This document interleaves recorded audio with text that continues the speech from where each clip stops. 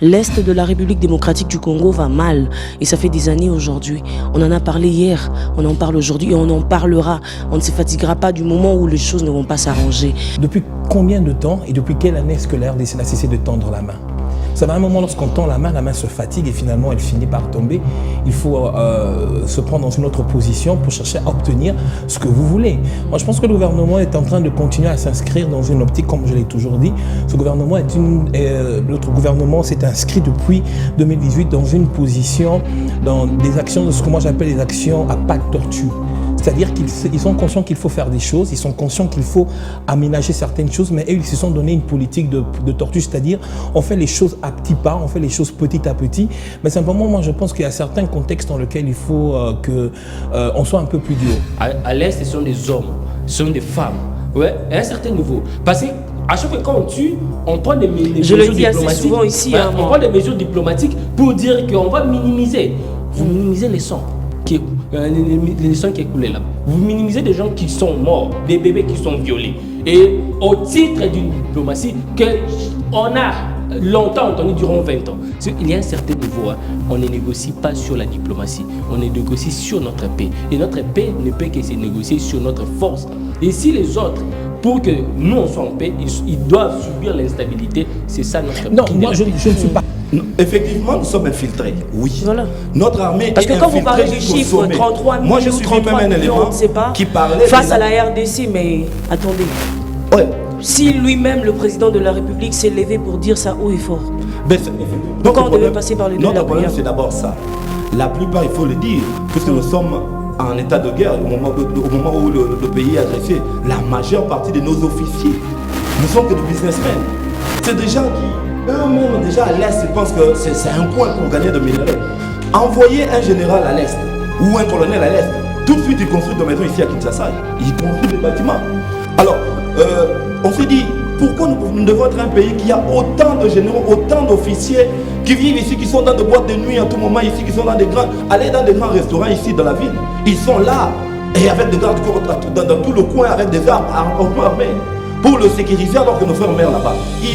Sont-ils incapables de nous amener des stratégies? Non, ils ont des stratégies, mais ils pensent qu'ils doivent vivre au coin là-bas, ils ont des intérêts là-bas, il faut à tout moment qu'ils puissent avoir des ramifications avec le Rwandais. On demandait au président depuis toujours, il fallait d'abord nettoyer cette armée. Il fallait travailler déjà dans le fond. Vous voyez, le pays a été infiltré, moi je pense que c'est depuis, le Rwanda a commencé à nous infiltrer depuis la période de Miko. Donc, je ne pense pas aussi qu'il faut envisager une guerre qui va faire couler du sang. Ah non. Il faut juste trouver des stratégies militaires qui nous permettent de mettre fin à l'hégémonie rwandaise sans nécessairement amener encore des deuils, des déchirements qui se sont passés quand même. Au Rwanda, il y a quand même un génocide, plus de 100 millions de personnes. Au Congo, il y a aussi. Oui, ce que j'ai dit, au Rwanda, il y a un génocide, au Congo, on a déjà perdu 10 millions. On n'a pas encore besoin d'une autre guerre qui va déchirer les populations dans des régions. Nous pensons qu'il faut que le Congo joue un rôle important en imposant son rapport de force au Rwanda, en mettant fin à l'hégémonie rwandaise et de construire la paix dans la sous-région. Parce que c'est seulement la paix qui va nous permettre de mieux vivre ensemble avec ces peuples-là. Je le disais au début. On a eu à signer plusieurs accords. Ils ont eu à s'installer ici pour traquer les FDLR pendant plus de 15 ans aujourd'hui. Ils ne l'ont pas fait. Donc aujourd'hui, c'est clair que le pouvoir de Kigali est en train de tout mettre en œuvre pour réaliser son projet machiavélique de la balkanisation de la RDC. Et donc nous, étant que citoyens congolais de manière unie, nous devons justement barrer la route à tout cela. Salutations à vous et salutations à tous ceux-là qui nous captent depuis le compte Facebook, depuis les réseaux sociaux, depuis partout. Merci et vous faites bien d'ailleurs de nous suivre. Alors, on va parler d'un sujet qui est d'actualité. Vous savez qu'on est super accro à l'actualité à chaque fois que l'actualité frappe de gauche ou à droite, au-dessus, en bas. On a toujours été là quelque part, vérifiez bien. Et aujourd'hui, nous allons revenir sur un sujet qu'on a eu à évoquer ici sur ces plateaux il y a 2 semaines, je pense, parce que c'est un sujet d'actualité, parce que, comme on dit chez nous, on ne fait pas la fête lorsque ça brûle chez les voisins. Lorsqu'on a mal aux yeux, c'est tout le corps qui est malade en même temps. On ne sait pas faire la fête de la plus belle manière possible. Donc, l'Est de la République démocratique du Congo va mal. Et ça fait des années aujourd'hui. On en a parlé hier, on en parle aujourd'hui et on en parlera. On ne se fatiguera pas du moment où les choses ne vont pas s'arranger.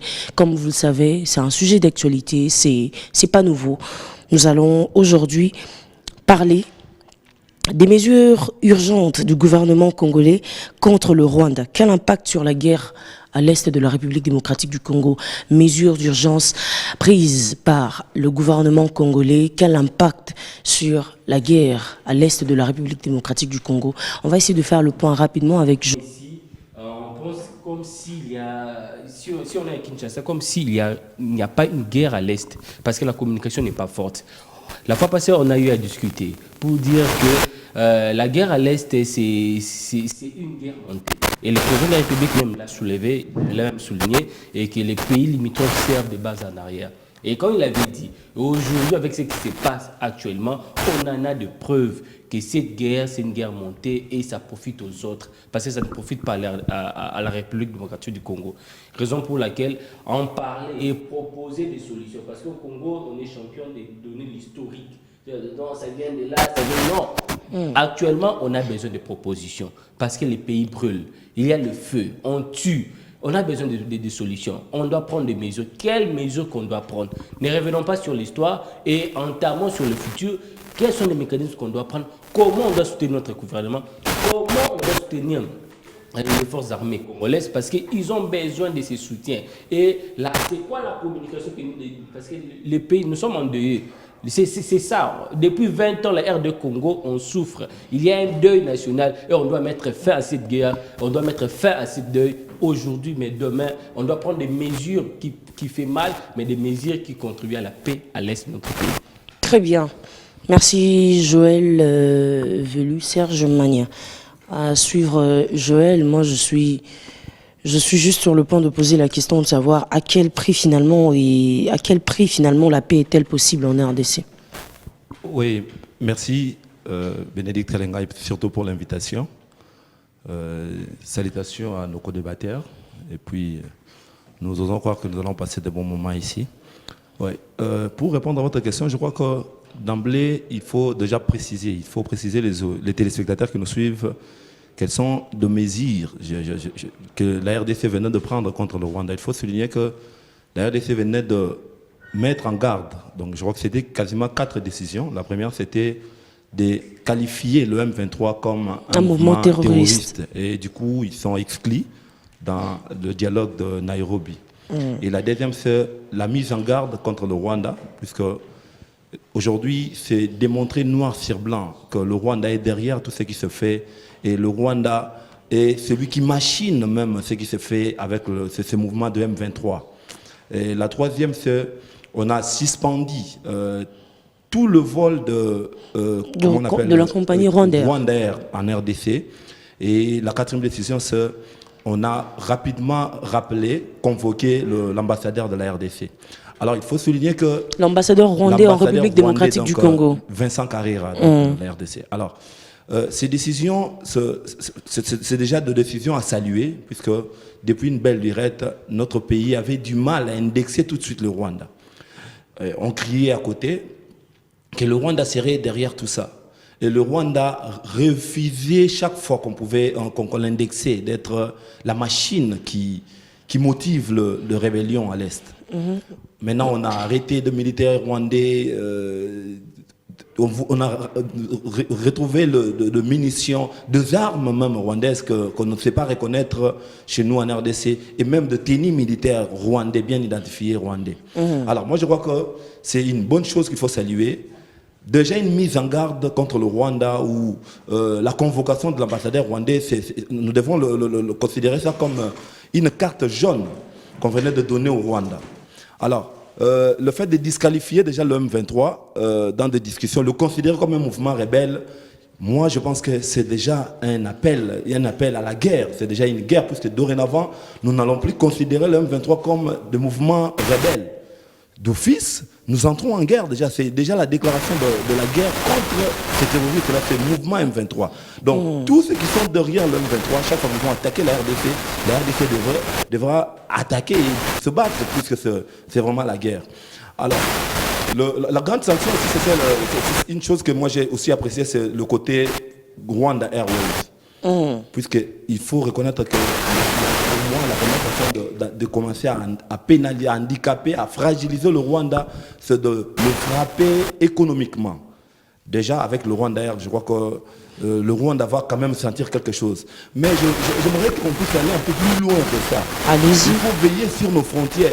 Il faut coincer le Rwanda du point de vue économique vraiment. Puisque aujourd'hui, le Rwanda produit... Comment y arriver? Parce qu'entre-temps, c'est vrai qu'on parle de la suspension de la compagnie Rwandair, etc. Mais vous ne pensez pas que ça aura également de l'impact, j'ai envie de dire, sur le Congolais ici? Parce que ceux qui travaillent là-bas n'y sont pas Rwandais. Hein. Non, écoutez. Ici, la majorité, c'est des Congolais. Nous sommes en guerre. Okay. Nous sommes en guerre. S'il faut voir, non, si vous prenez cette décision, il y a nos frères qui se retrouvent dans ça. Non, puisque nous sommes en guerre, ça vaut la peine. Parce qu'on a toujours été frappé par le chômage dans ces pays. Bon, on a toujours été frappé par le chômage, c'est bien bon. C'est un taux surélevé, on va dire même. Bon, ça ne va pas surélever le chômage, mais face à une situation comme ça, je crois que ça vaut la peine de prendre des décisions aussi fortes pour fragiliser ce Rwanda plutôt. Vous voyez, aujourd'hui, le Rwanda produit beaucoup de minerais qu'il n'a pas chez lui. Tout simplement, puisqu'il les tire de chez nous.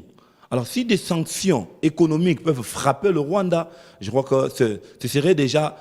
même la population rwandaise va comprendre que derrière tout ça, leur président, s'il faut citer Paul Kagame, serait un mauvais leader dans son management, dans son coaching, dans la gestion de son pays. Regardez ce qui s'est passé, ce qui se passe avec l'Ukraine et la Russie. Je crois que l'Europe est allée frapper d'abord la Russie par des sanctions économiques. Puisque la guerre, au fait, la guerre se prépare. Il faut des processus, il faut aller pas à pas avant d'entamer la plus grande guerre. Moi, je suis partant qu'à ce moment, il faut penser, il faut peaufiner maintenant des stratégies pour aller vraiment dans la plus forte guerre avec le Rwanda.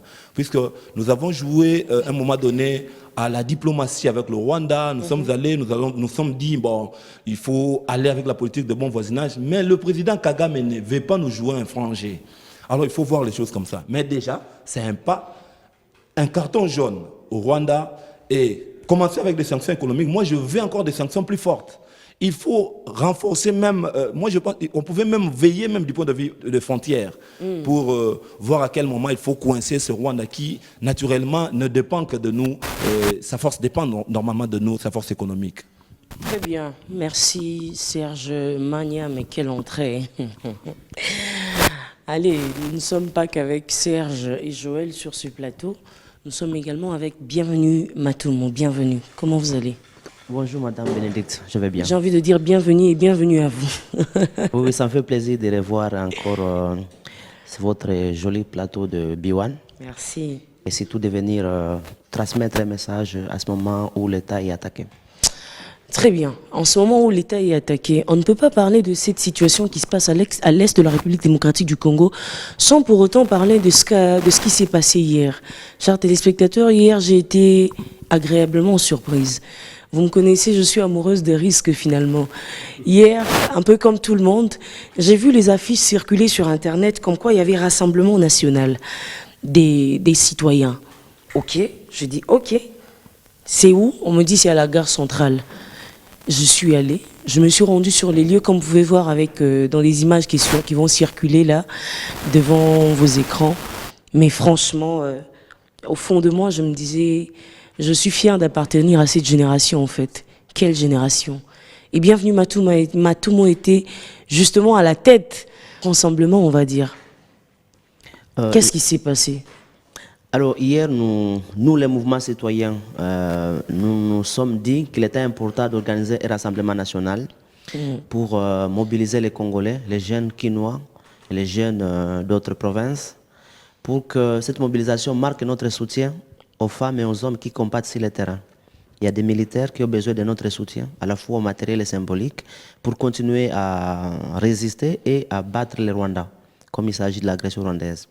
mais aussi de marquer notre solidarité et notre proximité à nos frères et sœurs qui sont en train de quitter leur village, de fuir et d'être tués dans ces agressions rwandaises. Et l'autre niveau, c'était demander explicitement au gouvernement congolais de renvoyer dans l'urgence l'ambassadeur négationniste Vincent Karega. Ah oui, parce qu'on a appris qu'il n'a pas réagi. Finalement, on lui a envoyé une convocation, mais une invitation même, on va dire, mais il s'est jamais présenté. Il me semble qu'il est convoqué aujourd'hui à 15h. Reconvoqué, on va dire. Oui, il est convoqué à 15h au ministère des Affaires étrangères. Mais nous, ce qu'on demande, et là, je profite de votre micro pour dire au vice-ministre qui va le recevoir ce matin, cet après-midi, on n'a pas besoin d'explication du Rwanda. Il y a un fait qui est là, le Rwanda nous agresse, et la réponse que le Congo doit donner, c'est renvoyer l'ambassadeur et par conséquent couper toutes les relations diplomatiques avec ces pays qui nous agressent. Ah oui, hier, parce que j'ai vu parmi les pancartes qui circulaient à la gare centrale hier, quelqu'un qui avait écrit « Non à la relation avec le Rwanda ». Oui, parce que je ne conçois pas un seul instant que l'ambassadeur russe soit à Kiev à ce moment. Non, il ne peut pas être à Kiev à ce moment. Il est déjà rentré chez lui en Russie parce que la Russie agresse l'Ukraine. Et nous sommes dans la même position. Aujourd'hui, nous sommes agressés. Nous sommes agressés par l'élite rwandaise, et là c'est important pour nous de le préciser. Nous ne sommes pas contre les citoyens rwandais. Pour la plupart ne connaisseraient de ce qui se passe. Ils aspirent aussi à la paix comme nous. Ils veulent vivre dignement, honnêtement, dans une justice, mais ils sont pris en otage par le système Kagame. Et donc, moi je l'ai dit assez, c'est nous les Congolais qui avons la responsabilité d'aller sauver ce peuple rwandais qui est pris finalement dans un ancrage dictatorial mené par Kagame. Donc nous, ici, on demande clairement que le gouvernement congolais puisse renvoyer l'ambassadeur, fermer l'ambassade, couper les rapports diplomatiques.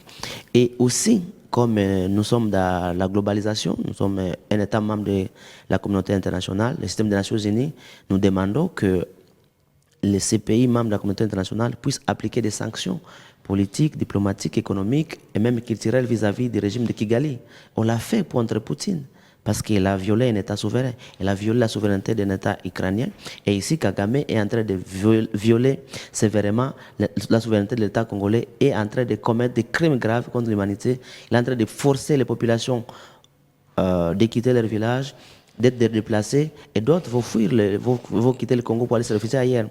Pour montrer que Kagame est dans une stratégie de nous déstabiliser pour mieux nous piller. Et nous, ce qu'on a fait hier, c'est un début d'une série d'actions qui vise à montrer à l'opinion internationale que nous organisons une résistance attaquée des Congolais qui souhaitons appuyer nos institutions de la République pour que cette guerre puisse prendre fin et que nos peuples qui vivent dans cette région-là vivent en paix et que nous soyons cette grande nation auquel l'Afrique qui va être finalement, comme l'avons été par l'avant, celui qui décide aussi de ce qui se passe dans la région. Mais il me paraît important de rappeler quand même une chose. Moi, je me sens mal à l'aise de voir que l'Assemblée nationale profite de la situation de la guerre pour faire adopter une loi. Je prends ce matin que l'Assemblée nationale va adopter la loi électorale. Alors qu'on est en guerre, l'Assemblée nationale serait une institution qui appuierait efficacement et politiquement l'armée, voter peut-être des lois qui peuvent... Qu'est-ce qui devrait se retrouver dans la table de priorité de l'Assemblée nationale? Oui, j'imagine, on est en guerre. Je ne vois pas, moi, l'État ukrainien en train de voter une loi électorale à ce moment. On est en guerre. Ce que je me dis, est-ce qu'à Kinshasa, les autorités, dans cette institution Assemblée nationale, comprennent que l'État est en guerre? Nous sommes attaqués. Ça fait plus de 20 ans aujourd'hui. Oui, mais aujourd'hui, c'est une agression. Le gouvernement l'a reconnu qu'aujourd'hui, les Rwandais agressent. C'est déjà un pas significatif. Le fait que le gouvernement de Kinshasa désigne clairement Kagame comme agresseur. Et pourquoi alors l'Assemblée nationale va se prévaloir à créer d'autres priorités? On a vu la bagarre qu'il y a eu la semaine dernière, maintenant la salle électorale. On sent que l'Assemblée nationale ne nous suit pas, ou bien est à déphasage avec l'agression qui se passe au pays. Et je crois qu'il revient au président de la République, il me semble, de rappeler les priorités de l'État lorsque un pays est agressé, pour que tout le monde se mette en alerte maximale et soutenir les efforts qui sont consentis pour ramener la paix et pour établir un rapport de force. Avant même d'aller négocier avec qui que ce soit, le Congo doit être dans une position de force. C'est la règle simple, c'est un principe simple de droit international. Un principe simple de droit international. Je reviens avec ma question de tout à l'heure. À quel prix la paix est-elle possible en République démocratique du Congo? Et puisque vous n'avez pas cessé de parler du Rwanda, d'y citer, mais clairement alors, moi je me demande, le rapport de force ou le rapport tout simplement entre la République démocratique du Congo et le Rwanda devrait être comment? Ça doit être un rapport de respect mutuel. Nous sommes des États voisins, ça c'est incontestable. Nous devons nous respecter mutuellement. Je ne vois pas moi Kinshasa aller attaquer Kigali et que Kigali s'en félicite. Non, on est des pays voisins, on est des pays qui sont membres du système des Nations Unies et par conséquent, nous devons nous respecter mutuellement. Si nous devons développer des rapports économiques, ces rapports doivent être, à mon sens, gagnant-gagnant, doivent être clairs, doivent être sincères. Il me paraît inefficace la stratégie du Rwanda de nous déstabiliser pour nous piller. Et c'est pourquoi moi j'appuie les mesures qui ont été prises par le gouvernement du point de vue économique. Je pense qu'il faut les élargir à d'autres secteurs. On ne doit pas se limiter seulement sur le plan d'interdire le vol rwandais sur le territoire congolais. On doit aller vers d'autres produits rwandais qui sont vendus sur le marché local à Goma. À Goma, il y a beaucoup d'articles rwandais qui sont vendus. Et j'ai vu des jeunes de Lucha à Goma, Goma Actif et beaucoup de consommateurs de Goma qui ont commencé à boycotter les produits rwandais. Et ça signifie qu'il y a un sentiment d'affaiblir le Rwanda par l'économique. Et ça signifie aussi que l'État congolais doit accompagner ce mouvement de boycott qui se met en place d'une manière informelle. L'État doit prendre des mesures politiques pour dire tel produit qui est fabriqué au Rwanda ne peut pas être importé au Congo parce que nous sommes dans une guerre, parce que l'argent qui est généré autour de ces produits-là, c'est l'argent qui finance la guerre, qui finance le Rwanda pour venir nous attaquer. La même chose que nous faisons pour demander à certaines équipes internationales, PSG ou Arsenal, qui sont des pays soutenus par le Rwanda, de pouvoir dénoncer clairement Kagame, parce que finalement c'est l'argent que Kagame leur donne, que c'est l'argent pillé au Congo et l'argent du sang. Et moi je pense qu'au même moment nous le faisons au niveau national. Ce matin j'ai entendu quelqu'un me dire Rwanda killing. Oui, Rwanda is killing. Rwanda is killing. C'est un hashtag. Je vois ça un peu partout. Qu'est-ce que ça veut dire? C'est un hashtag qui essaie de nous fédérer tout le monde pour montrer que les Congos sont unis autour d'un concept, Rwanda is killing, pour montrer finalement à la communauté internationale qu'au Congo il se passe des choses, que Kagame est en train d'orchestrer une agression pour tuer les gens, pour piller. Et cet argent qu'il pille au Congo, c'est l'argent qu'il donne à certains clubs européens, Paris Saint-Germain, Arsenal et beaucoup d'autres entreprises qui ont des intérêts au Rwanda. Et donc nous demandons, et votre chaîne est très suivie en Europe, que les dirigeants des PSG et d'Arsenal puissent reconsidérer son partenariat avec le Rwanda, avec Kagame, parce que ce n'est pas possible que des clubs qui sont mieux réputés, qui veulent continuer à propager l'éthique professionnelle, la déontologie, la transparence dans leurs affaires, dans leurs activités culturelles ou sportives. On ne peut pas, ces clubs-là ne peuvent pas continuer à accepter des soutiens des criminels comme Kagame. Donc il va de l'intérêt de ces clubs-là de pouvoir clarifier leur position et affirmer leur soutien aux Congolais et aux Congo qui se battent contre l'agression rwandaise. Vous parlez de Kagame, du Rwanda qui soutient les autres. Mais à un certain moment, moi je veux nous inviter justement d'ailleurs à un moment à regarder sur le plan de la carte en fait. Regardons la superficie. Regardons le nombre d'habitants, regardons tout ce que nous avons en termes de matière et tout, et vis-à-vis du Rwanda. À un certain moment, vous ne pensez pas que ce n'est pas le Rwanda en fait, qui soutient, mais plutôt le Rwanda qui est soutenu pour massacrer la République démocratique du Congo, non? Le Rwanda, en fait, excusez-moi. Non, pour les clubs, le Rwanda est partenaire dans sa campagne de visite au Rwanda. Oui. Le Rwanda, c'est un petit pays, on le sait. La Justement. guerre à l'Est, c'est par rapport à la position géostratégique, géopolitique de la RD Congo. La RD Congo a plus de 9 pays voisins. Vous savez, et la RD Congo, avec ses différentes richesses, c'est pas un pays qu'on doit laisser tranquille. Et il y a une complicité même de la communauté internationale. On est d'accord. Parce que chaque jour, on a des téléphones, on a des smartphones, on a des machines. On sait d'où vient ces minéraux. On sait comment ces gens-là tirent les minéraux. Et aujourd'hui, il y a un moment, on a fait la propagande du Rwanda. On parlait du Paul Kagame comme un leader, il est fort, il est ceci, il est cela. Parce que l'image qu'on voulait dégager ici, c'est quoi? Paul Kagame a une bonne organisation. Si vous avez besoin des minéraux congolais, écoutez, c'est clair, installez-vous au Rwanda, vous aurez les minéraux congolais. Comment expliquer plus de 122 G sur le ministre de l'information? De la communication. De la communication plutôt, qui parlait de 122 groupes rebelles. Ces groupes rebelles, comment ces groupes rebelles sont ravitaillés? Comment ces groupes rebelles, comment ces gens-là vivent? Ouais. Et ils ont réussi à faire ça, à créer une distraction ici au Congo. Et nous sommes le seul pays au monde, plus de 20 ans s'il vous plaît, mais on est toujours derrière les droits internationaux. Donc on parle toujours du droit international, on doit appliquer les droits internationaux. Même les gens, les précurseurs de ces droits internationaux n'appliquent même pas. Les États-Unis d'Amérique face à la sécurité américaine n'appliquent pas les droits internationaux. La France face à la sécurité des Français n'applique pas les droits internationaux. Nous sommes le seul pays où on remet, on doit appliquer, on doit être des citoyens, un pays citoyen, tout ça. Non, il y a un certain moment où on doit arrêter. Entre les États, il y a un rapport de force. Il y a un rapport de force. Et nous, pour la paix à l'est du Congo, dépend de l'instabilité du Rwanda, de l'instabilité de l'Ouganda, de l'instabilité du Burundi. C'est ça, on doit comprendre cela. Les jours où ces pays seront instables et la paix reviendra.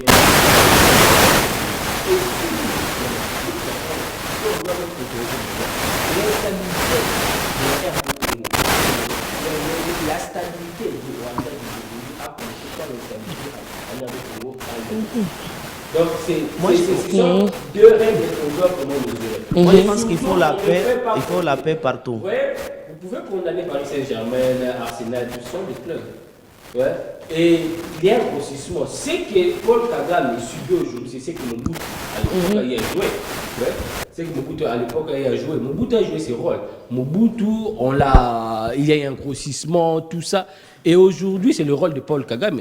Et qui les font? C'est toujours ces gens-là. Et vous verrez, avec ces tensions qui montent, les Américains, les autres vont envoyer ces émissaires pour dire qu'il faut faire attention, il y a les droits internationaux, il y a ceci. Ils ont déjà commencé. Et cette fois-ci, nous, on dirait au président de la République, on n'est pas là pour observer les droits internationaux. Parce que les gens qui ont, même les précurseurs de ces droits internationaux, n'appliquent même pas. On est là pour garantir la paix. Et la paix du Congo ne peut être garantie que si les autres sont... En français, on l'a dit, non? Qui veut la paix prépare la guerre. Donc, le prix de la paix, c'est la préparation de la guerre. Est-ce que nous sommes prêts? C'est vrai qu'on a pris des mesures qu'on peut saluer, l'état d'urgence, tout ça. Ce n'est que des mesures. On doit maintenant alimenter ces mesures. Parce que prendre l'état d'urgence sans pourtant alimenter l'organisation militaire en aire de Congo, cela reste qu'un discours. Prendre les états d'urgence sans pourtant réorganiser, parce qu'aujourd'hui vous avez critiqué, quand on parle de la loi électorale, oui, je critique aussi, mais il y a une question majeure sur cette loi-là. On parle de l'organisation étatique de notre pays. Et vous savez qu'au front, dans nos localités, l'État n'est pas là. Vous le savez. Et que quand ces gens-là affrontent, et ils sont là, il n'y a pas une autorité étatique. Et depuis 2006, on devait avoir les élections municipales. On n'a pas pu. On est distrait dans des élections qui n'apportent rien. Moi, il y a des postes qu'on doit supprimer. Par exemple, les Sénats. Moi, je ne vois pas le rôle du Sénat. L'Assemblée provinciale, je ne vois même pas le rôle, l'impact. Ouais. Mais la gestion de l'ère du Congo... Il faut aller sur les papiers pour se rendre compte de l'importance de toutes ces institutions que vous venez de citer. Mais c'est sur papier, madame. C'est quoi l'impact de l'Assemblée provinciale? On est à Kinshasa. C'est quoi l'impact? C'est quoi l'impact? Ouais. Mais alors que l'organisation du municipal a un impact direct, parce que l'insécurité c'est au niveau municipal, mais l'État n'est pas là. On n'a pas pu organiser les élections. Depuis 2007, on n'a pas pu organiser les élections. Raison pour laquelle la loi électorale, c'est vrai, dans le contexte actuel, c'est un enjeu important parce que on doit ravitailler l'organisation étatique. On doit aussi réorganiser notre armée. Parce qu'on ne peut pas être toujours là en train de pleurer Paul Kagame a fait ceci. C'est légitime pour Paul Kagame de créer l'instabilité pour nourrir le Rwanda. Et c'est aussi légitime pour nous de créer l'instabilité chez Paul Kagame pour alimenter le Congolais. Et nous, on doit comprendre cela. On ne peut pas, on n'a pas une relation amoureuse. Tu vois, on doit se faire plaisir, on doit faire des yeux doux à Paul Kagame. Non. Il y a un moment, s'il faut faire trembler le Rwandais, il faut le faire. Et je salue déjà des mesures que le gouvernement a prises. On doit maintenant prendre des mesures brutales. On doit aller. Ça, c'est maintenant la violence. Parce que les gens qui meurent là-bas, ce n'est pas la Est-ce que vous avez suivi le discours de Paul Kagame? Mais oui, il a dit on est un petit pays, mais on n'a pas peur. Et nous autres, quand on prend. On parle d'un pays avec une superficie de 26 000, on va dire 338 000 km², avec 12,95 millions d'habitants et 45,56 millions de budget, on va dire. Et s'il faut parler des militaires, on va dire l'effectif, c'est 33 000. On ne va pas comparer face au FRDC et à la République démocratique du Congo, puissance armée 45e en Afrique. Mais est-ce qu'on doit parler de 2 345 000 km² On doit même avoir honte, madame. qui définit la superficie de la République démocratique du Congo? On va dire un pays avec une population qu'on évalue à plus ou moins 89,56 millions d'habitants, un budget de 11 milliards de dollars, s'il vous plaît. Je ne sais pas si vous arrivez vraiment à... Mais c'est les minéraux congolais, c'est clair. Exactement. Effectif militaire 151,251. Oui. Est-ce que vous vous rendez compte, puissance armée 11e en Afrique face au 45e? Mais qu'est-ce qui justifie le fait qu'on soit toujours là à crier ouais, on nous massacre, on nous massacre? Le docteur Denis Mukwege l'a dit. Vous savez, même la guerre à l'Est, ce n'est pas seulement une guerre pour piller nos minéraux, mais c'est aussi psychologique. Parce que quand on vient là, on doit violer un bébé de 6 mois, un bébé d'1 année. Ce n'est pas les minéraux, il y a un message. C'est-à-dire, non seulement ils veulent nos minéraux, mais aussi notre territoire. On doit comprendre. Parce que quand vous violez des enfants, des femmes, c'est quoi le message? Vous devez quitter. Et encore, l'autre message, il y a un ancien président français qui l'a rappelé pour dire que pour trouver la paix à l'Est, il faut faire quoi? Il faut discuter nos territoires avec les pays voisins.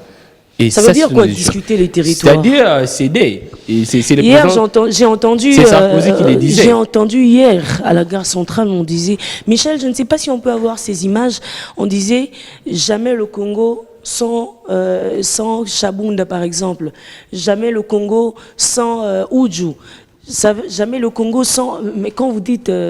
c'est partagé ou divisé, je ne sais pas. Mais c'est le plan, parce que le Congo, madame, le jour où le Congo va prendre l'élan du développement, c'est l'apologie, mais c'est la fin de grandes puissances. On le sait très bien. Et la meilleure politique, c'est quoi? C'est d'inculquer nos politiques que d'abord, il faut passer par la diplomatie, il faut s'appuyer sur la MONUSCO. Mais on a la MONUSCO, plus de 20 ans. Qu'est-ce que la MONUSCO a produit? Mais aujourd'hui, on ne parle même pas quand on nous attaque. On ne parle même pas de la MONUSCO. Mais la MONUSCO, qu'est-ce que la MONUSCO a produit? Et tout ça, on viole pour désarmer ou soit pousser le peuple congolais à laisser cet espace parce que l'État n'est pas là. Et nous, on passe peu de temps à discuter sur des questions sérieuses. Et des questions de la sécurité, normalement, on devait vraiment asseoir tout, même le fonctionnement étatique. Mais non, 20 ans, c'est beaucoup. Si à l'Ukraine et la Russie, cette guerre-là, quand vous voyez l'atmosphère, même quand vous voyez le président de la République, vous voyez que ça sent la peur, ça sent la guerre. Mais ici, chez nous, quand on parle de la guerre à l'Est, c'est comme si on veut organiser une fête à la maison. Donc, il y a des choses qui manquent. Non, on n'a pas encore acheté des boissons. Non, on doit cesser. Quand on doit parler de la guerre à l'Est, les guerres saignent. On pleure chaque jour. Il y a les sangs qui circulent. Il y a des sangs, on tue, on viole des bébés. Et tout ça, nous devons se mettre d'accord pour dire on doit mettre fin. Et pour mettre fin, on doit déstabiliser les autres et désinstaller les systèmes internationaux pour dire la diplomatie, l'organisation internationale, on n'en a rien à foutre. La paix du Congo ne mérite que sur base d'une organisation étatique souveraine et nationaliste. Très bien. Serge Magna, votre réaction? Oui. Moi, je pourrais rebondir sur certains points, entre autres, comme le co-débatteur venait de dire, sur les organismes internationaux. Donc, vous savez, moi, j'ai toujours suivi une chanson de Papa Wemba qui dit « Omona wapi balanda mube bisi ». Donc nous avons tendance à avoir le regard tourné vers ces Occidentaux qui sont à la base de notre crise. Et nous le savons, même nos autorités le savent. Nous avons vu il n'y a pas longtemps le Rwanda signer le protocole d'accord avec la Grande-Bretagne, donc l'Angleterre, UK. Le protocole d'accord qui stipule que tous les sans-papiers, les réfugiés, les demandeurs d'asile qui seront en Angleterre seront finalement, ils vont trouver d'asile, on va le déposer au Rwanda, tout ça. Alors que le Rwanda, déjà à ce niveau, n'a pas d'espace. Il se plaint de ne pas avoir de place alors que la population accroît de plus en plus. Ce qui veut dire, tous ces gens, quand ils vont venir à un moment donné au Rwanda, après ces organismes internationaux viendront nous dire non, ils n'ont pas suffisamment de place, il faut céder. Et vous voyez combien ils ont des ambitions d'occuper nos terres. D'occuper nos terres. Alors, nos autorités doivent comprendre que la RDC a besoin d'un leadership fort. Okay. La RDC a besoin d'un leader qui peut, dans des moments comme ça, qui peut s'élever, tonner au prix de sa vie. Vous voyez comment le président Volodymyr Zelensky ukrainien a fait. Donc, la Russie aujourd'hui est troublée. Donc, dans ses calculs, il ne s'attendait pas que l'Ukraine pouvait résister autant d'ailleurs plus d'1 mois déjà. Vous voyez? Donc, lui, il pensait que c'était, il appelait ça d'ailleurs une guerre d'éclairs. Il disait, ça va prendre quelques jours, peut-être dans 48 heures, on va prendre l'Ukraine. Mais le leader s'est levé, il a mobilisé les gens. J'ai vu même les opposants ukrainiens réunir les gens, enrôler les gens pour qu'ils aillent en guerre. C'est maintenant que le président, moi je crois que le président de la République a intérêt de monter au créneau, de donner un son fort. Chose que là, il est silencieux, il ne dit rien. Ah non, non, non, il s'est prononcé d'abord, avant même qu'on puisse remarquer tout ce qui a été pris en termes de décision du gouvernement et tout. Vous vous souviendrez toujours du discours du chef de l'État qui disait « On ne fait pas la fête ici en Afrique lorsque ça brûle chez les voisins oui. ». Chose qui se fait quasiment tous les jours, ça fait des années aujourd'hui. En RDC, ça brûle, mais chez les voisins, c'est la fête hein, et tout. Madame, donc ça a déjà commencé là et aujourd'hui, justement, nous parlons... En fait, le cutis du président que je suis en train de dire, ce n'est pas tenir des propos qui ont peu d'ascendance sur la population.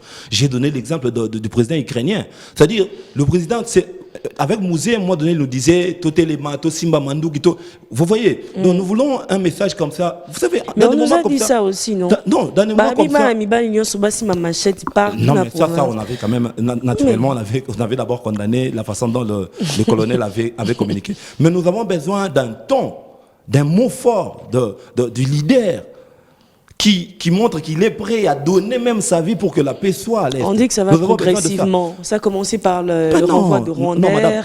Voyez comment même le ministre de la... Passez-moi de dire ça, souffrez que je dise ça, le ministre des Communications. Rapidement, on va prendre la page publicitaire.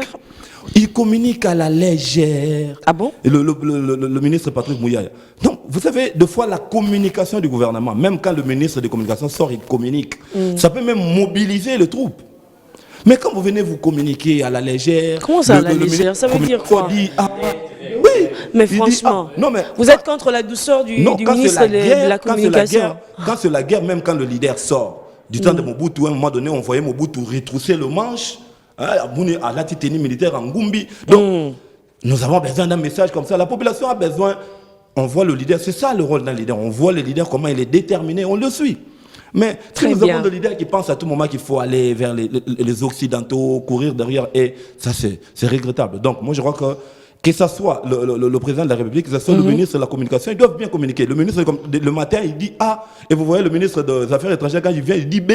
C'est comme s'ils veulent se contredire, alors ils sont dans le même gouvernement, et lui, il est le porte-parole du gouvernement. On se dit, mais finalement, on va où? Le pays est attaqué, communiquer comme il se doit, ramener la population à soutenir, même à mobiliser aussi nos troupes qui sont dans le front. Ça, on laisse. On voit même l'Assemblée provinciale et le Sénat se battre pour un seul juge. Donc, pendant qu'on est attaqué, il y a le président Bahati qui veut son juge, il y a le président Bosso qui veut son juge, il y a les députés là-bas qui suivent le sénateur, le président du Sénat pour le tabasser. Mais on se dit, mais on est dans quel pays quoi? Nos frères meurent à l'Est, le pays est attaqué. Au lieu de communiquer suffisamment, au lieu de ramener toute la population à être tout autour de vous, on voyait du temps de Mouzé, le musicien chanter, Mouzé déterminé, tout le monde déterminé. Mais à cet instant, on voit la façon dont les choses se font. On se dit finalement, ce n'est pas ça. Donc, nous attendons des coups forts, des mots forts. Heureusement qu'ils sont branchés, ils sont en train de nous suivre. Et même s'ils n'arrivent pas à nous suivre ce matin, ils vont nous suivre sur les réseaux sociaux, un peu partout. Et pour l'heure, on va prendre la page publicitaire avant de retrouver Steve Mbouyi, Joël Lamika, qui viennent à peine de nous rejoindre sur ce plateau. Alors, retour plateau après la page publicitaire, nous continuons. Et Steve Mbouyi vient de nous rejoindre sur ces plateaux. Il est journaliste, analyste, mais vous allez le prendre dans toutes ses casquettes aujourd'hui. Je ne vais pas rester focus que sur le journalisme, même si on a beaucoup briefé tout à l'heure dans les coulisses. Steve, bonjour, bienvenue. Bonjour, merci. Bonjour à tout le monde. Tout va bien. Il y a à boire et à manger, hein, franchement, je pense. Je préfère manger. C'est bien de refuser de boire. Ouais. Alors, situation sécuritaire à l'est de la République démocratique du Congo, mesures d'urgence prises par le gouvernement de la RDC, votre lecture? Écoutez, moi j'ai encore écouté, on a écouté le point de presse, n'est-ce pas, du ministre de la Communication hier, qui est revenu en fait actualisant justement la position du gouvernement congolais face à tout ce qui sévit à l'est du pays. Moi, je pense que, un peu comme on échangeait avec quelqu'un tout à l'heure, on a posé une question. Hein. Depuis combien de temps et depuis quelle année est-ce que la RDC n'a cessé de tendre la main? Vous savez, à un moment, lorsqu'on tend la main se fatigue et finalement, elle finit par tomber. Il faut se prendre dans une autre position pour chercher à obtenir ce que vous voulez. Moi, je pense que le gouvernement est en train de continuer à s'inscrire dans une optique, comme je l'ai toujours dit. Ce gouvernement notre gouvernement s'est inscrit depuis 2018 dans une position, dans des actions de ce que moi j'appelle des actions à pas de tortue. C'est-à-dire qu'ils sont conscients qu'il faut faire des choses, ils sont conscients qu'il faut aménager certaines choses, mais eux, ils se sont donné une politique de tortue, c'est-à-dire on fait les choses à petits pas, on fait les choses petit à petit, mais simplement, moi, je pense qu'il y a certains contextes dans lesquels il faut qu'on soit un peu plus dur. Aujourd'hui, le Rwanda, Paul Kagame ne le cache pas, il ne passe pas par le dos de la cuillère. Aujourd'hui, Paul Kagame le dit ouvertement. Et c'est comme, je le dis d'ailleurs même, hein, c'est non dit, c'est, écoutez, moi je suis Paul Kagame, je vous attaque, je suis capable de venir chez vous du jour au lendemain, je vous attaque et vous ne pouvez rien me faire, on va atterrir sur le terrain des négociations. Et aujourd'hui, on lui donne raison avec cette position du gouvernement. Moi, je crois que le gouvernement continue à s'inscrire dans une position de passivité. C'est une position où le Kigali va continuer à se mettre dans ce positionnement où je peux faire ce que je veux. Vous avez suivi la déclaration du M23 récente. Ils ont dit que eux, leur position n'est pas d'arriver au niveau politique. Eux, ils veulent juste conquérir un territoire. Mais lorsque vous savez que ce groupe rebelle, aujourd'hui appelé terroriste, encore, il faudrait que les sanctions qui soient attribuées à un groupe terroriste, il faudrait justement qu'on les applique. Mais lorsque un mouvement rebelle, un mouvement terroriste, actualisation de leur statut aujourd'hui par le gouvernement, lorsque vous savez clairement qu'ils sont soutenus par tel pays, pourquoi est-ce qu'on doit aller sur le terrain de la négociation? Moi, je pense que c'est encore une faiblesse du gouvernement aujourd'hui qui s'est clairement manifestée. C'est vrai, aujourd'hui, on entend dire, comme certains d'ailleurs l'ont tweeté après notre tweet ce matin, mais est-ce que vous voulez que le sang coule? Est-ce que vous voulez qu'on prenne des mesures drastiques? Justement, c'est ma question en fait. Non. S'opposer à une attaque ne veut pas forcément dire que le sang coule. Il y a d'autres manières diplomatiques, ça n'engage que moi. Il y a d'autres manières diplomatiques. Est-ce que la diplomatie a toujours un mot dans cette histoire, au stade actuel? Mais vous savez, on est obligé, moi personnellement, peut-être ça va peut-être choquer certains, mais moi je ne m'inscris pas forcément dans la rupture des relations avec le Rwanda. Vous savez, on est stratégiquement, d'un point de vue géographique, on est liés, qu'on le veuille ou non. Ça, c'est ce que les Congolais ne veulent pas entendre sur le moment. Je peux avoir un pied au Rwanda, je peux avoir un pied. Moi, je pense plutôt qu'il faut que l'on redéfinisse, pas par le Rwanda, mais que la RDC redéfinisse, n'est-ce pas, son statut et sa position, parce qu'on est liés. On est liés et je pense que c'est dans un à quel niveau on est liés? J'arrive, on est dans une position de win-win, même si le Rwanda gagne bien plus que nous gagnons. Parce qu'on ne doit pas seulement voir cette position où on fait aujourd'hui des ruptures avec le Rwanda, mais après, on est obligé, on cohabite ensemble. Mais moi, je pense plutôt que la RDC doit s'inscrire dans une position de leadership officiel. Pourquoi je dis officiel? Mais s'il vous plaît, Ouais. je vais revenir sur ce on est liés. Vous savez, c'est vrai qu'on est liés. L'Ukraine et la Russie, sont liés aussi. Vous savez, mais moi, je me demande, on est liés à quel niveau, en fait? Vous me dites pas. Non, on est liés du point de vue géographique, on est liés. Les échanges commerciaux. Ça, c'est clair. Mais cela ne remet pas en cause la défense de la souveraineté congolaise. Parce que la défense de la souveraineté congolaise ne se négocie pas. Vous avez parlé tout à l'heure du sang. Vous avez peur de dire certaines choses. Oui, les sangs du Congolais ont coulé, 20 ans passés. Mais si nous, on doit faire couler du sang de Rwandais durant une année, 2 ans, pour que la paix règne, ça vaut la peine. On doit... Et le côté insolite de cette histoire du sang qui coule de gauche à droite, s'il vous plaît? À un certain niveau, on doit se mettre d'accord qu'à l'Est, il y a des personnes. À l'Est, ce sont des hommes, ce sont des femmes. Ouais, à un certain niveau. Parce qu'à chaque fois qu'on tue, on prend des mesures diplomatiques. Je le dis assez souvent ici. Ouais, on prend des mesures diplomatiques pour dire qu'on va minimiser. Vous minimisez les sangs. Les sangs qui est coulé là. Vous minimisez des gens qui sont morts, des bébés qui sont violés. Et au titre d'une diplomatie qu'on a longtemps entendu durant 20 ans. Il y a un certain niveau, on ne négocie pas sur la diplomatie, on négocie sur notre paix. Et notre paix ne peut que se négocier sur notre force. Et si les autres, pour que nous on soit en paix, ils doivent subir l'instabilité, c'est ça notre... Non, moi je ne suis pas contre, rapidement, je ne suis pas contre ce que vous venez de dire. Mais moi ce que je suis en train de dire ici, écoutez, tout le monde, nous le savons, que ce qui se passe à l'Est va au-delà du Rwanda et de la RDC. Est-ce que la RDC aujourd'hui est prête à faire face au non-dit? C'est ça le problème. C'est là que moi je suis. Écoutez, moi je suis pour aujourd'hui pour que la RDC. J'ai parlé tout à l'heure d'un leadership officiel. Le leadership officiel pour moi sous-entend quoi? Ça veut dire qu'aujourd'hui la RDC, s'il faut prendre les armes et aller de l'autre côté, il faut qu'on y aille. Je parle ici dans le sens où il faut que l'on réfléchisse aussi en termes de...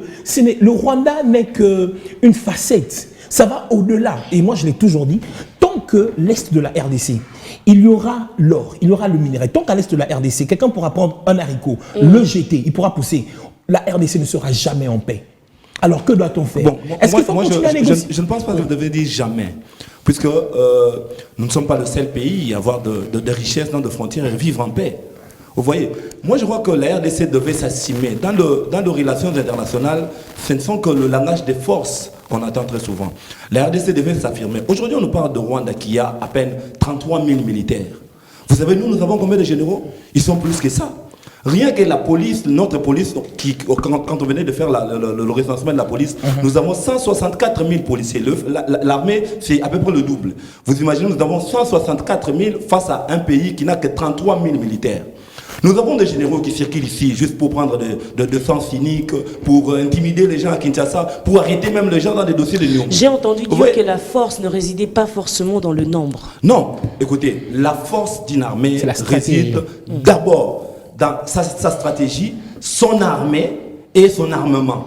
Vous voyez, c'est le problème qui s'est posé aussi avec la Russie. La Russie nous a démontré qu'il est fort du point de vue armé, mais militairement sur terrain, il n'est pas fort. Elle n'est pas forte. Donc, nous avons tout ça. Je ne pense pas que nous manquons de stratégie. Moi, quand vous parlez de tout ça, je vais aller droit au but. En tout cas, vous m'envoyez réfléchir sur le propos du président de la République sur l'armée. Il n'est pas passé par le dos de la cuillère pour dire qu'il y avait des fictifs. Non, effectivement, nous sommes infiltrés, oui. Voilà. Notre armée parce que quand vous parlez du chiffre chiffre 33 000, moi je suis même un élément qui parlait face à la RDC, mais attendez. Ouais.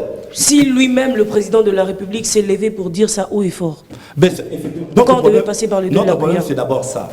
La plupart, il faut le dire, puisque nous sommes en état de guerre, au moment où le pays est agressé, la majeure partie de nos officiers ne sont que des businessmen. C'est des gens qui, eux-mêmes, déjà à l'Est, ils pensent que c'est un coin pour gagner de minerais. Envoyer un général à l'Est, ou un colonel à l'Est, tout de suite, il construit des maisons ici à Kinshasa. Il construit des bâtiments. Alors, on s'est dit, pourquoi nous devons être un pays qui a autant de généraux, autant d'officiers qui vivent ici, qui sont dans des boîtes de nuit à tout moment ici, qui sont dans des grands... Allez dans des grands restaurants ici dans la ville. Ils sont là, et avec des gardes corps dans tout le coin, avec des armes armées, pour le sécuriser alors que nos frères meurent là-bas. Sont-ils incapables de nous amener des stratégies? Non, ils ont des stratégies. Mais ils pensent qu'ils doivent vivre au coin là-bas, ils ont des intérêts là-bas, il faut à tout moment qu'ils puissent avoir des ramifications avec le Rwandais. On demandait au président depuis toujours, il fallait d'abord nettoyer cette armée. Il fallait travailler déjà dans le fond. Vous voyez, le pays a été infiltré, moi je pense que c'est depuis, le Rwanda a commencé à nous infiltrer depuis la période de Miko. Donc je crois que c'est une vieille histoire. Miko Télécel, un monsieur qui fit un Rwandais, qui est venu avec le Télécel sous Mobutu, où on voyait des colonels, des généraux avoir de 2, 3, 4 téléphones, ils pensaient que c'était une fierté. Alors que c'était un Rwandais qui est venu avec ça, il nous infiltrait. Mais moi, j'ai toujours dit, je n'ai pas peur de dire ça. C'est à l'entrée de musée qu'on a grandement ouvert la porte au Rwandais pour dire que vous pouvez maintenant officiellement entrer dans ce pays où coule le lait et le miel. Et nos militaires, qu'est-ce qu'ils font? Donc, nous vivons une cacophonie qu'on ne sait même pas expliquer.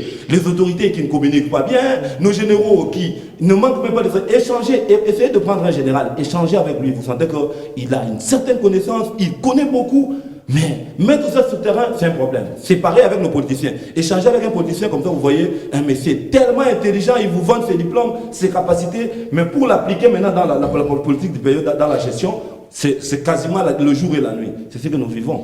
Donc, on va dire le mal est profond. Donc nous ne manquons pas de stratège. La stratégie militaire, nous avons des militaires compétents. Nous ne manquons pas. Je ne pense pas que nous manquons même les armements. C'est vrai qu'à un moment donné, nous avons subi l'embargo. Mais il y a toujours des moyens pour s'arranger, pour avoir des armes. le Rwanda ne devait pas jouer avec nous jusqu'à ce stade. Donc C'est nous qui lui donnons une passe. C'est vraiment regrettable. Je crois nous devons vraiment aller en guerre avec le Rwanda. Et il y a des pour qu'on messages se fasse qui tombent. respecter aussi. Il y a des messages qui tombent de gauche à droite. Monsieur Nkongolo qui nous écrit depuis Mbujima et qui est sévère dans ses propos. Il dit pourquoi la République démocratique du Congo, les autorités de la République démocratique du Congo ne peuvent pas aller directement attaquer le Rwanda, un si petit pays. C'est fort.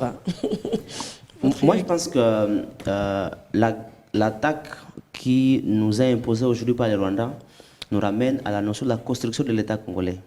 Comment est-ce que nous construisons notre État et comment nous construisons notre appareil sécuritaire, notamment l'armée et la police et les services de sécurité, l'ANR. Et aujourd'hui, nous sommes d'accord et nous les soutenons et nous l'affirmons d'ailleurs qu'il faut faire la guerre à l'élite rwandaise. Et moi, je le disais à Rigola, il faut renverser Kagame pour aller sauver les peuples rwandais qui sont pris en otage par Kagame. Il faut le faire. Je ne pense pas aussi qu'il faut envisager une guerre qui va faire couler des sangs. Ah non. Il faut juste trouver des stratégies militaires qui nous permettent de mettre fin à l'hégémonie rwandaise sans nécessairement amener encore des deuils, des déchirements qui se sont passés quand même. Au Rwanda, il y a quand même un génocide, plus de 100 millions de personnes. Au Congo, il y a aussi... Oui, ce que j'ai dit, au Rwanda, il y a un génocide, au Congo, on a déjà perdu 10 millions. On n'a pas encore besoin d'une autre guerre qui va déchirer les populations dans des régions. Nous pensons que il faut que le Congo joue un rôle important en imposant son rapport de force au Rwanda, en mettant fin à l'hégémonie rwandaise et de construire la paix dans la sous-région. Parce que c'est seulement la paix qui va nous permettre de mieux vivre ensemble avec ces peuples-là. Je le disais au début, moi je n'ai aucun problème avec les citoyens rwandais. Je ne l'ai pas vraiment. Du tout. J'ai des problèmes avec l'élite rwandaise. Et à ce moment-là, ça montre qu'il faut qu'il y ait la paix dans cette région-là. Il faut que le Congo joue son rôle qui lui impose par sa géographie. C'est aussi être acteur de la stabilisation de la région, de l'Afrique centrale et par ailleurs du développement de l'Afrique. Et ça, il faut le faire, c'est à travers la paix et la sécurité. Et maintenant que Kagame s'offusque, ou bien s'offusque à pouvoir imposer la guerre, à profiter de la guerre pour nous piller, il faut lui imposer la guerre aussi, tout en étant prudent à ne pas tomber dans les crimes qui peuvent endeuiller encore la région. Ça signifie clairement que l'État congolais, et on a la force, il me semble, si on s'organise, si l'armée congolaise est organisée, on essaie de mettre de côté tous les généraux qui sont cités dans les rapports, et des rapports officiels de l'ONU, même de l'armée congolaise. Moi, j'ai lu le rapport du ministère de la Défense de décembre 2021, il est très accablant. Si on applique les recommandations qui sont formulées, à mon sens, on peut arriver à nettoyer notre armée, à former une élite militaire qui va nous permettre de nous imposer comme un acteur clé dans la région et aller vers la construction d'une région pacifique. Parce que moi, je crois à un monde juste, je crois à un monde libre dans lequel il n'y a pas la guerre. Très bien. Mais ce rebondissement justement actualisé de la position du gouvernement congolais aujourd'hui, je crois que vous le savez d'ailleurs même, Patrick Mouyaya l'a dit indirectement, c'est le coup de fil qu'il y a eu entre Paul Kagame, n'est-ce pas, Félix Tshisekedi et Macky Sall qui aujourd'hui est en train de jouer à l'apaiseur, justement, vous savez. Et moi, personnellement, ça m'a choqué. Pourquoi? Des problèmes des Congolais, il faut toujours l'implication des personnes extérieures. Ça, on n'est pas contre cela. Si vous avez bien suivi le porte-parole du gouvernement, implicitement, il a dit, c'est ce coup de fil qui est fait aujourd'hui que on dise qu'aujourd'hui, la RDC continue à tendre sa main. Macky Sall aujourd'hui est en train de jouer au pacificateur. Mais est-ce qu'à ce stade, on en a besoin? Regardez tout ce qui s'est fait à Kinshasa. Encore ce matin, je voyais encore sur les réseaux sociaux, il y a d'autres manifestations qui vont se faire devant les représentations diplomatiques du Rwanda. Oui. Devant l'ambassade du Rwanda. Donc, pour exiger, je crois justement, le départ. Mais pourtant, le gouvernement ne s'inscrit pas dans cette optique. Le gouvernement doit suivre la... Mais là, je trouve qu'il y a un problème parce que justement, le peuple, si je peux me le permettre, le peuple ne parle pas le même langage que le gouvernement aujourd'hui. Là, c'est une difficulté. Oui. Parce que on a relevé cela tout à l'heure, s'il vous plaît. Joël Lamika vient de nous rejoindre sur ces plateaux. Il est arrivé en retard, mais c'est de sa propre faute. On va quand même... à l'ambassade du Rwanda. Joël, bonjour, comment vous allez? Bonjour. Hier, il était au four et au moulin, Vraiment. je l'ai vu, mais de partout. Alors, on va rapidement refaire le point et en même temps réagir par rapport au sujet. Merci Bénédicte, merci à tous les téléspectateurs, mais encore une fois de plus, mes excuses, comprenez les embouteillages et autres. Ce sujet lié à la crise que nous subissons entre justement que la RDC subit, c'est C'est un sujet qui nous préoccupe énormément, nous, citoyens congolais, nous, consommateurs lésés, nous, activistes congolais. Comme vous le savez, le lundi, mes camarades et moi étions allés devant l'ambassade du Rwanda, où symboliquement, on était allé pour y mettre un cadenas. Je crois que Steve Mbouyi était de la partie. Alors, et j'ai vu les images. Oui, on était vraiment allé manifester notre désaccord avec la politique de M. Paul Kagame. Et donc, je crois que tout a été dit sur ce plateau. Comme vous le savez, aujourd'hui, moi, ce que j'ai constaté, c'est que le Rwanda essaye de légitimer une possible attaque de la RDC en nous accusant justement d'héberger les FDLR. Comme ça, il véhicule l'image comme quoi effectivement les FDLR représentent un réel danger pour le Rwanda et ces FDLR sont logés mais aussi entre guillemets protégés par le Congo. Et donc dans ce cas, si jamais on partait attaquer là-bas pour traquer les FDLR, eh bien ne nous accusez pas. C'est ça les discours qu'il essaie de véhiculer. Ce qui n'est pas vrai parce que comme vous le savez, on a eu à signer plusieurs accords. Ils ont eu à s'installer ici pour traquer les FDLR pendant plus de 15 ans aujourd'hui. Ils ne l'ont pas fait. Donc aujourd'hui, c'est clair que le pouvoir de Kigali est en train de tout mettre en œuvre pour réaliser son projet machiavélique de la balkanisation de la RDC. Et donc nous, étant que citoyens congolais de manière unie, nous devons justement barrer la route à tout cela. Mais deuxième élément, c'est aussi l'enjeu, je vais dire comme ça, d'image. Il était important pour Kagame, notamment avec la venue de Saint-Père, le pape, qui doit être à l'est du pays. C'est un signal fort. D'abord un signal fort en termes d'image du pays, parce que lorsqu'il arrive dans une zone, on suppose que cette zone-là, elle est aussi pacifiée, donc c'est bien, c'est une zone fréquentable. Et donc, pour le pouvoir de Kigali, il était important de s'aimer, si vous voulez bien, un trouble qui pourra véhiculer une image négative de notre pays, mais aussi de cette zone-là qui doit recevoir le pape. Et comme ça, le pape ne va pas venir. Parce que l'arrivée du pape, ça veut dire aussi plusieurs caméras du monde qui sont braquées sur vous, mais aussi des potentiels investisseurs qui vont se dire sans doute, ah ben oui, nous on croyait qu'on peut pas aller à l'est. Et des enquêtes faites également. Et donc là, finalement, c'est une zone fréquentable. Les touristes peuvent se dire, mais écoutez, je vais aussi aller visiter. Et donc voilà, il y a deux volets. D'un côté, son projet de balkanisation, mais de l'autre côté aussi, continuer à s'aimer le trouble et véhiculer une image négative de notre pays. Et pour chuter, comme vous le savez, ce qui se passe aujourd'hui, la politique économique de M. Kagame à l'égard des investisseurs sérieux. Lorsque M. Steve Mbouyi, un investisseur, veut investir en RDC, le Rwanda l'attire, lui dit, bah, écoutez, vous voulez aller investir en RDC, ben ça c'est une erreur. Déjà, vous aurez un problème de sécurité là-bas. Venez investir chez nous. Deuxièmement, il y a la fiscalité qui n'est pas tente. Donc, investissez chez nous, mais vous allez faire votre business là-bas. C'est-à-dire que vous investissez au Rwanda, l'entreprise est basée au Rwanda, mais vous vendez auprès de Congolais. Vous voyez. Et donc, Kagame et le Rwanda sont les plus gagnant dans ce genre de conflit. Mais non, comme l'a dit Bienvenue, nous on n'est pas chaud pour une guerre parce qu'on a vu le sang de nos frères et sœurs couler pendant plusieurs années. On est dans une autre logique, il faut plusieurs types de pressions, les pressions économiques, mais également les pressions politiques et diplomatiques, parce que aujourd'hui, lorsque la RDC a ouvert ses portes, notamment à la société Rwanda Airways, c'est une opportunité économique énorme pour le Rwanda. Donc il faut revoir les accords économiques avec le Rwanda. Il faut revoir nos relations diplomatiques aussi avec le Rwanda pour finalement reconfigurer nos relations aussi politiques avec ce pays agresseur. Très bien, merci Joël Lamika. Je suis tentée de vous demander un dernier mot, un mot de la fin, mais nous sommes pratiquement à la fin de l'émission. Alors vous allez devoir choisir une personne pour porter la lourde charge, mais vraiment finalement de donner le mot de la fin. D'abord, on va dire deux personnes. Vous essayez depuis le début, hein, donc ça va. On peut gérer. Oui, allez-y, bienvenue. Oui, alors pour dire que le Congo s'organise en résistance contre l'agression rwandaise et le gouvernement doit suivre cette mobilisation du Congolais. Il n'y a pas lieu d'avoir deux points de vue différents sur la même question. Le gouvernement est au service du Congolais et le Congolais dit de ne pas négocier avec un groupe que lui-même a qualifié de terroriste. On ne négocie pas avec les terroristes.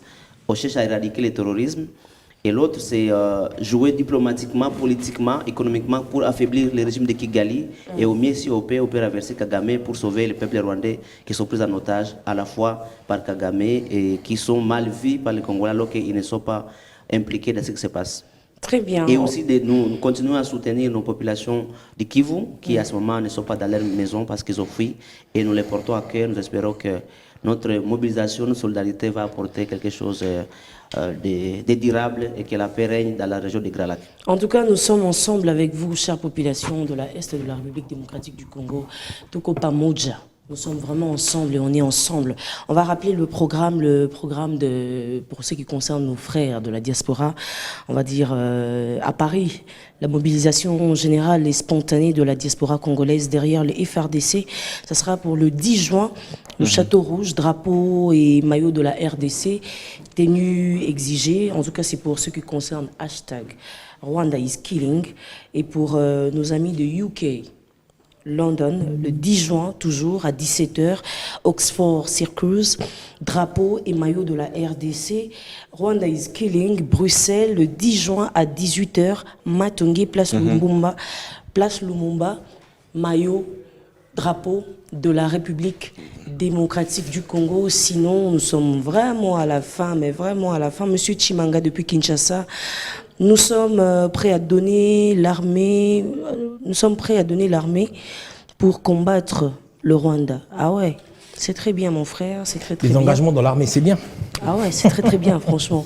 Monsieur Pierre depuis Point-Noir, qu'on remette d'abord Mende à la place de Patrick Mouyaya, comme ça Mende va faire fuir Kagame par ses discours. Allez, chers téléspectateurs, c'était un bonheur, un honneur, un plaisir, comme toujours d'ailleurs. Vous savez où nous retrouver, n'est-ce pas? Sur page Facebook, Bénédicte Kalengai, TikTok, partout. Allez nous suivre et vous n'allez pas rater les extraits d'émissions. Partagez dans les groupes, rendez ça viral et on ne va pas s'arrêter là. La RDC restera unie, seule et indivisible. Nous sommes vraiment ensemble, Ntukopa Moja, nous sommes ensemble avec la population de l'Est de la République démocratique du Congo. On ne va pas baisser les bras, on va continuer et chacun avec ses armes, en tout cas avec chaque personne avec son arme à main. Et nous, on a essayé d'apporter notre pierre à l'édifice de cette histoire et on croit que demain sera belle, la fin sera magnifique. Prenez bien soin de vous. Je serai avec vous le mardi prochain ici sur B1 Télévision avec cette même attitude, comme toujours d'ailleurs. Prenez soin de vous. Au revoir.